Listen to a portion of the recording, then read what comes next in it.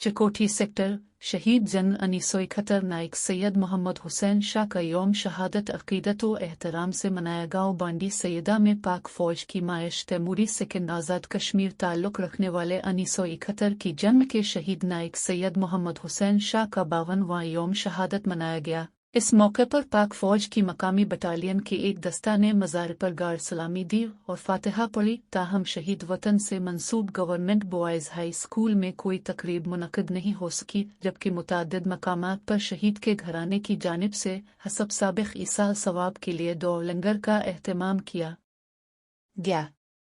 SWN के मुताबिक पाक फौज के मेजर ऑफिसर ने शहीद के मज़ार पर सलामी के बाद शहीद वतन नाइक सैयद मोहम्मद हुसैन शाह के घराने से गुफ्तगू करते हुए करार दिया है कि कौमों की जिंदगियों में निशेब व फराजती रहते हैं और इज़्ज़त व वक़ार के साथ जिंदगी सिर्फ इन्हीं का मुक़द्दर बनती है जिन्हें अपने वजूद का एहसास हो। पाक फौज हर तरह के हालात में अपने फ़राइज़ से गाजियों की अनथक काविशें और शहीदों का खून वतन अजीज़ की बुनियादों को मजबूत से मजबूत तर बनाने के लिए अमन खुशहाली के फ़रोग़ की काविशों में शामिल है, ताकि पाकिस्तान को सरसब्ज़ शादाब रखा जा सके। शहीद के फ़र्जंद और अजीज़ क़ारिब ने इस अज़्म का अदा किया कि दिफ़ा वतन को दरपेश ख़तरात के मुकाबले में उनका किरदार पहले ही तरह काबिल ज़िक्र अंदाज में जारी रहेगा और पाकिस्तान व कश्मीरियों के दुश्मन मुल्क की जानिब से हर साजिश के मुकाबले में कौम के हर मियाहब वतन की तरह चौकस व बेदार रहकर अपने जानबाजों के साथ खड़े रहेंगे। यहाँ ये अमर काबिल ज़िक्र है कि आज़ाद कश्मीर में पाक फ़ौज के शहीदों से मंसूब तालीमी इदारों में सरगर्मियों का सिलसिला ताहाल कायम नहीं हो सका।